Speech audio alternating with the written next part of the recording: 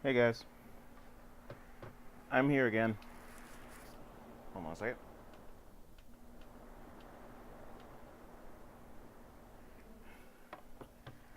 Just had to make sure my fan was turned down. Hello, and welcome back to more Mr. Bigger Game Nerd. Um, yes, this is officially going to be part 3 of the PS2 collection, as you may have seen in the title when you clicked on this. Um, the reason why it took me longer to make this video is because two major things have happened. Um, one, I went over to my favorite place and got 3 new games.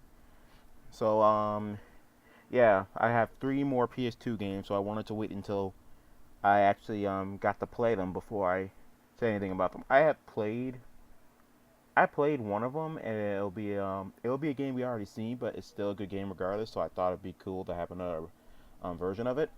And I recently just ordered a new PS4 controller off of Amazon, so that'll be here any day. And thank God, because now I can finally finish Uncharted and Arkham Knight, and we can finally get some more MKX footage. And since this mic is now working, that also makes things better. So, yeah, if you want an update on my life, that's how much things are going. Um, I gotta start packing in July for graduation, because at the end of August we have to start moving in. So I'm doing some packing now, like you guys already know. That PS4 might come with me, and I plan to do more videos in college depending on how many friends I can get. I want to do like some different kind of conversational shows, kind of like this. It kind of gets a little boring listening to me, and I thought it would be cool if we had other opinions on this channel, so you can get like a broad scope of what other people think about a certain topic. So yeah, the PS4 is definitely coming with me. Everything else, I'll occasionally bring out just to make videos on, but they're mostly gonna be kept here at my main house, and I'll keep them in my spare room here. But that's not what you were looking for. That's for my PS2 collection you were looking for. So like yeah, you noticed that abrupt ending at the end of my last video is because my tablet here was actually dying, so I had to quickly end it. But I'm back, and we're gonna leave off where the last game we had, which was the SpongeBob movie game. Yeah, I've never actually played the SpongeBob movie game before now. I was a huge fan of SpongeBob Battle for Bikini Bottom, the game where you play as Patrick, SpongeBob, and Sandy, and you're trying to stop robots that are taking over the planet. I mean, Bikini Bottom. It was very. I think Battle for Bikini Bottom came first.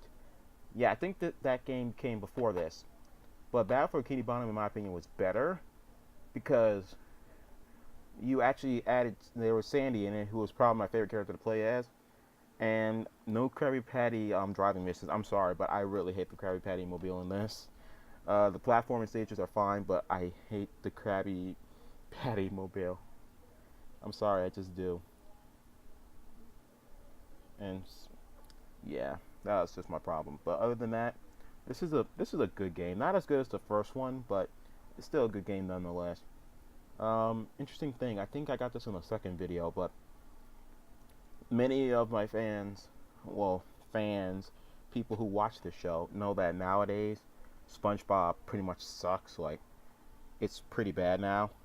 I mean, there are a few good episodes from here and then, but for the most majority of the time, it's pretty bad. Um, I can tell you it's because I think his name is Dan Schneider. He was the creator of SpongeBob, and he was heavily involved in the show during the first, second, third, and including the first movie. He originally intended for the show to end with the movie. The movie made so much money that they were actually renewed for a fourth season, but Dan left at the beginning of the fourth season.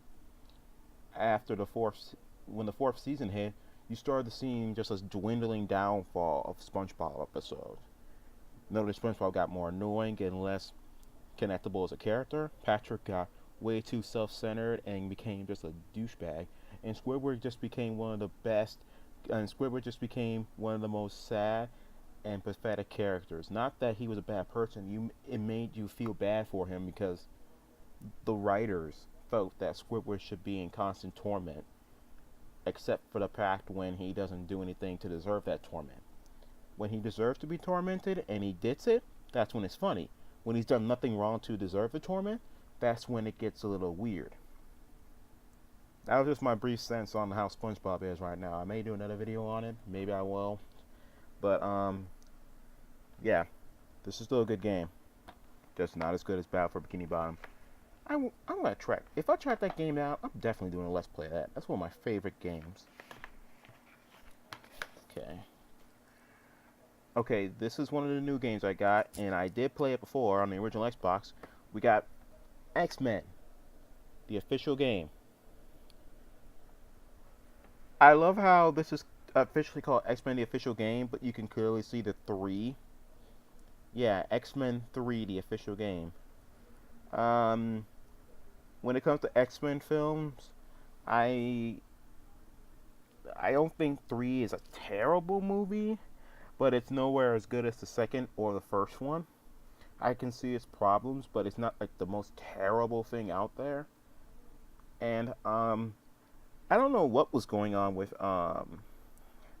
Activision when they made this, because for those who've played the game, this is not based off the third movie. It isn't. It has all the actors from the third movie, like Hugh Jackman's in it, Patrick Stewart, Alan Cumming, Sean Ashmore. They're all in them. All the actors from the films are in this, playing their characters, but it's not actually based off the third movie. As it says on the back, it says, "Unleash the fury of Wolverine, the speed of Iceman, and the agility of Nightcrawler, as you battle through events leading up to the feature film X-Men: The Last Stand." So, yes, in yellow. Yeah, you can see it right there. But I find it kind of weird that I might have to do more research on it and get back to you guys on this, but this is not based off the third movie. This is actually like a some sort of tie-in, because it clearly takes place right after Jean dies in X-Men 2. Spoilers for a movie that took place over a decade ago. And it takes place right after Jean's death. They go to Alkali Lake and discover that Sentinels are out and all that. This clearly takes place right after Jean's death, but before Cyclops gets killed. So it's like there was just a giant measure of time between those two events. This would have probably been a good. This plot would have probably been a better third movie, in my personal opinion. I wish we would have got this as a movie rather than what we actually got. But I like this game fine. It's good. You got to play as Wolverine, Nightcrawler, and Iceman. Personally, Nightcrawler is my favorite character because of his acrobatic abilities. Wolverine would be my second. Iceman, I have problems with because fuck, what was the problem with this damn game? Oh yeah, during the game when you're playing as all 3 characters, there are collectibles out there you can purchase. There's one X file in almost every level and 5 Sentinel bits in every level. If you collect all the Sentinel bits and all the Sentinel bits for a single character, you get to unlock a new costume. Same thing with the X files. It's easy to find them on Wolverine's, on Nightcrawler's levels and Wolverine's, but with Wolverine's, I've missed one in like 2 of his levels, so I'm having a hard time finding them. Iceman, it's pretty difficult to find them, because in Iceman's levels, you're in these big, open, vast missions, since he's just sliding everywhere and going in the air. It's hard to pinpoint where all the pieces are. And also, a lot of his missions are time-based.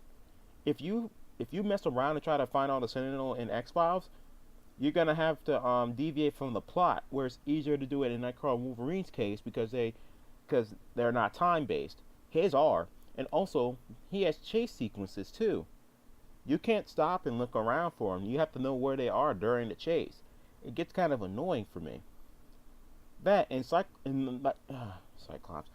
Iceman's controls aren't bad, but they're a little finicky sometimes. And his levels are probably the hardest out of everybody's because of the steering controls. Like I said, the controls aren't bad. They're just a little wonky because you have to learn how to dodge, use your ice shield, figure out if you should use your hailstorm, which is just basically him chucking ice, or his ice beam, attack. It's really difficult to figure out which attack to use. But yeah, other than that, this is a good game in my opinion. I just kind of wish the plot would have been just X-Men 3 the movie. But yeah. Yeah, not much to say about this one because we already seen it, but I thought I would get it again. Spider-Man the movie game for PS2. Yeah, same thing. Just wanted to get the PS2 version. Yeah, you already seen it before. Check out my other video if you want to know more info on it. Alright. Um, Lego Star Wars, the first one. Yeah, this is based off the original trilogy. So, A Phantom Menace. Yes, that Phantom Menace.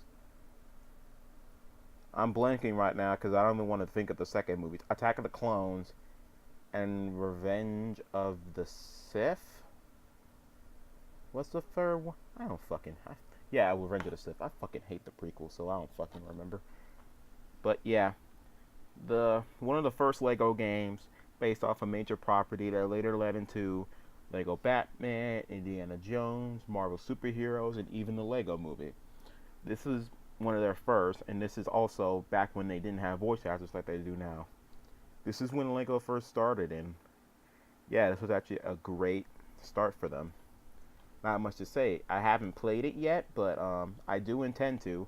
I did play a lot of the other Lego games. I played the Lego Batman games, and I've played the Lego Indiana Jones games. I haven't played the Star Wars ones yet, so I'll let you know how this is. Okay, now we got another Star Wars game. Star Wars Bounty Hunter. Yes. This is one of the more interesting games that I have in my collection because it's not entirely based off the movies. It's actually based on the expanded universe developed in the comics. You play as Jango Fett, the father of Boba Fett, and it's just about him going around collecting bounties and trying to start catch an evil Jedi. Yeah, it's an interesting game. You have combat, you have space combat, you get to shoot your dual lasers. You get to use his jetpack. It's an interesting game overall. I have not beaten it yet. I have played a few levels of it, but I'm nowhere near the end, so I'm just testing it out. This is a good game in my opinion, but yeah, there's not much to say about it. I enjoy it so far. I just want to see how the rest of it turns out. There we go. This is a weird one for me. I have Star Wars Episode 3 Revenge of the Sith, the movie game. And I have not much to say about it because this disc I have actually does not work. Like, I've tried it multiple times and I can't get my copy of the game to work. Doesn't look like it has any scratches on it or anything either. Yeah. Oh, sorry. I'm not sure if you can actually see this, but actually, I can kind of see a scratch. But it's weird. This doesn't work. I haven't thrown it out yet because I want the case and the booklet because not a booklet, the manual, because you guys know I love manuals. So if I ever find a new copy, I'll keep the newer copy and then throw this one away. Or if it's like one of those situations where it does not come with the actual case, I'll just throw this old DVD away. But for now, yeah, I have to keep this.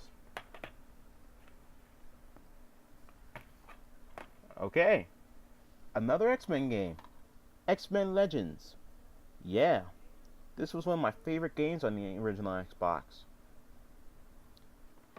For those of you who don't know, XMen Legends is a RPG action style game where you get to choose 4 X-Men at a time, and you go around in a certain environment and do battles. It's just basically an X-Men RPG, but look at that.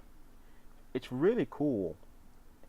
I mean, you get to play as like some of the best X-Men, and it's hard to explain, honestly. I mean, I could go on for about this game, but there's a few things that I do like and a few things I hate. I like how when you don't, like, I had a main team of Wolverine, Cyclops, Storm, and Iceman, and like they have like the strongest attacks, so I kept them around. if you play as them for the entire game, they obviously level up. But even if you play as them, your other characters that you have on standby, they still level up. So you can still upgrade them even if you're not playing as them. That's cool in my opinion. But I'm trying to remember what it was. The one major problem about this game is that you could go around this game and get all the you'll have all the characters by the end of the game. But you can go around beating up all the villas, doing all the side quests. There's no side quests, I'm just saying. You could do everything you can in each individual level, but here's the problem. You will never fully upgrade a character. You can only upgrade certain aspects of a character that you want to upgrade. You can never fully upgrade a character in this game. And the worst part about it is, you can't replay levels. No, once you beat the game, there's nothing left for you to do but go to the danger room. And you could probably level up in the danger room, but what's the point of that? You cannot replay any missions in this game without having to restart the entire story, so that kind of sucks. But other than that, this is still a good game. XMen Legends and then later on the sequel, these games inspire Marvel Ultimate Alliance and Ultimate Alliance 2, where it's the same concept as this, but instead of just X-Men, you get to play as Avengers and Fantastic Four and other Marvel heroes. So, good game, but the mission replayability, that was a problem. Okay, we got 3 more games. Let's do this. Next, we got Disney's Stitch, based off of Lilo and Stitch. This is actually a prequel to the movie. Yeah, I just picked this up because it was cheap when I bought it. It was like, don't pay attention to that price tag. It was actually $2. But I played it for a few minutes. I can't make a good honest opinion on it just yet because I have not played it long enough. But it's harmless. I really don't know what to say about this game. Because I saw videos of it on YouTube, I was thinking, that looks pretty decent. But then you play it, you're like, not much to say on this one. It's just, okay. This is actually one of my favorite series on the old gen consoles.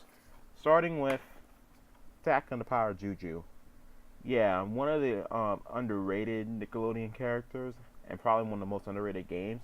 This is actually a pretty fun game. It's just that I have not beaten it yet. I have actually played the second one, Staff of Dreams, more often. I don't have Staff of Dreams actually, but I did manage to track down the first one. But I like it. It's a good starting point for the series. I prefer Tac 2 honestly, but yeah, this is good. And the final game of my current PS2 collection. I'm gonna have to do another one of these videos like a few months from now, see how much it's grown. But the last game I have is Tac, the Great Juju Challenge, which could basically just be Tac 3. I don't know why they just didn't put the 3 up there. That's annoying. I hate when they do that. But yeah, this is very similar to the second and first one, but it has Tac and Locke competing in basically a game show. We have to perform certain challenges to compete against other teams. It has the same gameplay elements as the first 2 games, but it adds some more gameplay elements like driving and shooters and stuff like that. Good game, but like I said, prefer 2. And that was the end of my PS2 collection. I know the series has been a little weird considering how long it took, but I'm glad to get it done. It was something that I thought wouldn't be interesting, but apparently my first video I uploaded actually has like almost 25 views, so I'm actually pretty excited about that. That means some of my subscribers actually find these games and what I have to say about them interesting, and that's a good thing to see. So next time I will be doing my next time I will do my PS3 collection. And I'm probably going to start off by making a list of games that I have on the PS3. Because, you guys know I have PS1, PS2, PS3, PS2, and PS4 games downloaded on my PS3 and PS4. So I'm gonna have to go on there and like make a list of them and just name them off. But yeah, thanks everybody for watching. This was PS2 Games Part 3, just June 2016. I'll see you guys again when I either do my collection video for PS3 or when I post more footage of my PS4. Goodbye and happy gaming. I'll see you guys next time.